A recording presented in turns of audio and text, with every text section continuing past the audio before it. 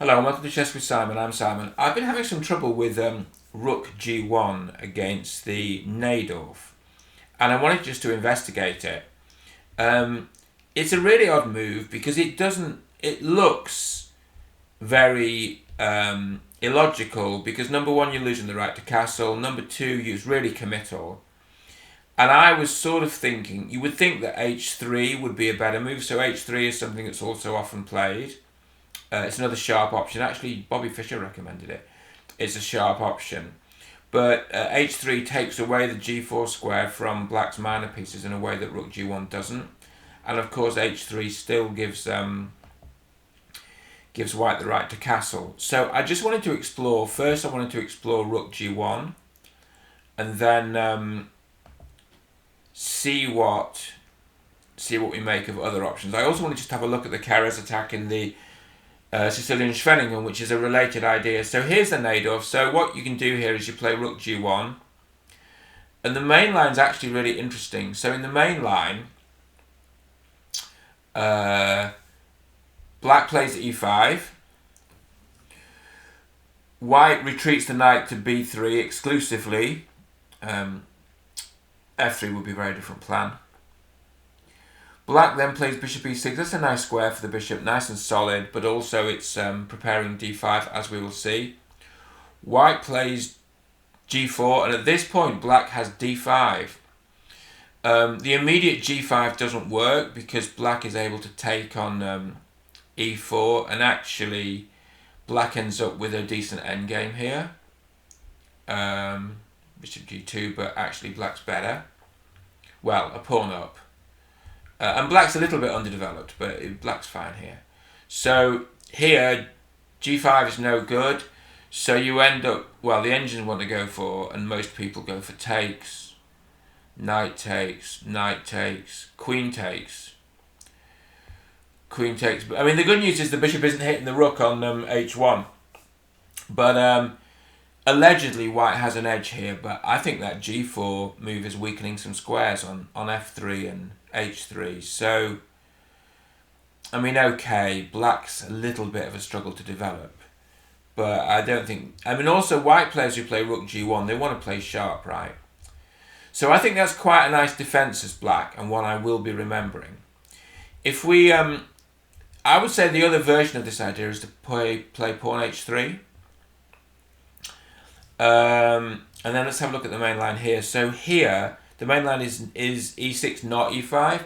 Let's just have a look at what happens when you play e5. e5, they want to go knight d2, but let's just have a look at knight b3. Against knight b3, if they play bishop e6, so in the other line we played g4 and they played d5. But here, and that would not be good. Even the rook on g1 gets hit at the end. Here they tend to play f4, although bishop e3 also. Bishop e3 also makes a lot of sense, actually, and the engines prefer bishop e3. Let's have a look at f4. f4, and then here d5 wouldn't make sense, of course. So the main line is actually to play g6. Wow! g6, bishop e2, knight bd7, castle short. So it's a sort of interesting sharp game. I think that pawn on d6 might start to look vulnerable if Black puts the bishop on g7. Oh, look at it's the rook sacrifice is the engine line. Isn't that beautiful on c3? So that's only if you move the knight to b3 after e5. But if you move it to e2, which is the main line. Oh, interestingly, Stockfish wants to go to b3 as well. Okay, let's not get bogged down in that. But Stockfish still thinks e2 is a good move. Then something very different happens. h5. And here I think h5 is more weakening than h3, actually. So White's doing okay in my view. The main line, again, I'm looking at the most frequent, not the engine line. Bishop g5, bishop e6. We take here. Queen takes back. We play knight d5. I don't think Black wants to take that because Queen looks pretty powerful there and it's hitting b7. Queen comes back. So knight e c3 is the idea. And then after g6, bishop c4, and white has very firm control of that weakness on d5. I would say white's a bit better here, although the engine has it equal. I suppose that bishop's got a nice diagonal and it owns the dark squares, so that's a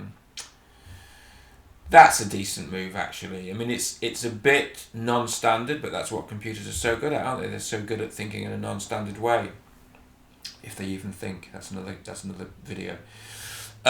We castle. Black castles. Okay, so the game goes on. Quite an interesting game. And again, the computer has it balanced, and I see why.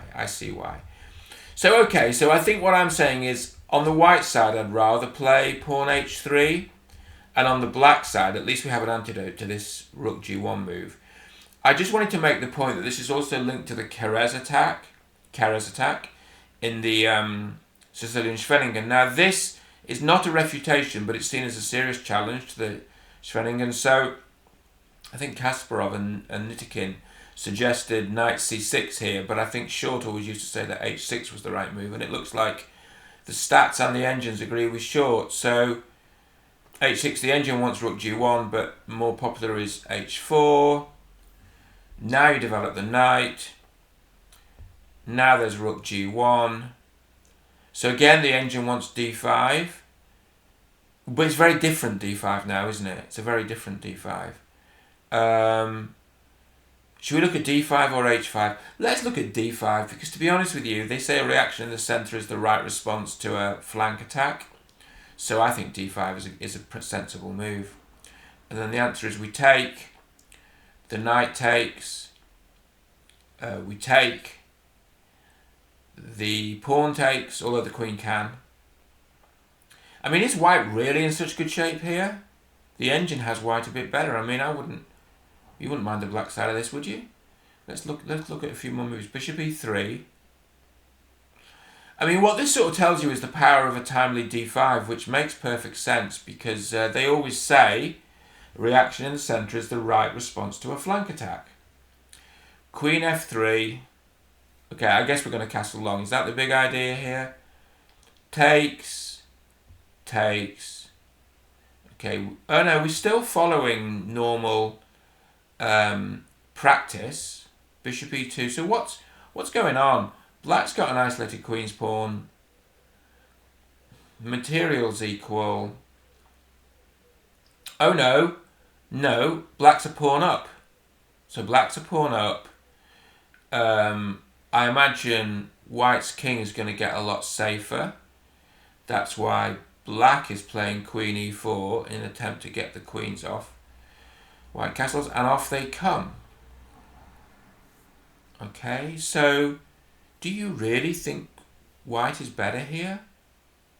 Rook g is quite important because, well, it's quite important because I like the Sicilian Schwenningen and I like to believe it's defensible. Why wouldn't you choose black here? I suppose,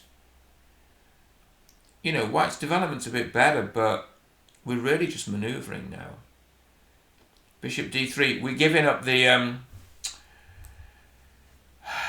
we can't hold that pawn, is that right? So, for instance, if we were to play something like king c6, I suppose the solution is c4. Is that right?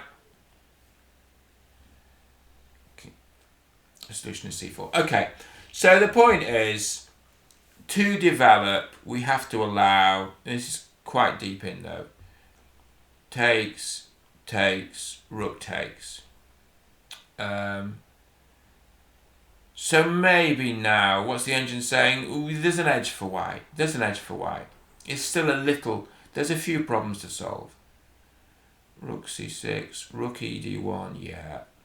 Rook hd8. And maybe the bishop can come back and swap the rooks. b4, what's the engine want? Rook 5 d3. I would bring the bishop back now and swap the rooks, but maybe the engines are too cool for that. b6. Okay, looks survivable to me. So what this means is all these attacks are sort of survivable. It looks like rook g1 against the Najdorf isn't that fearsome, and that's a good thing to learn. Pawn h3 is still a good move. And And it's sort of, as black makes a sort of, I think what Fischer referred to as a high-class waiting move with a6, white can make a high-class waiting move with h3. Of course, pawn h3 looks a bit slower than the Keres attack because you're having to prepare g4, whereas against the Schwenningen you can just play g4 straight away.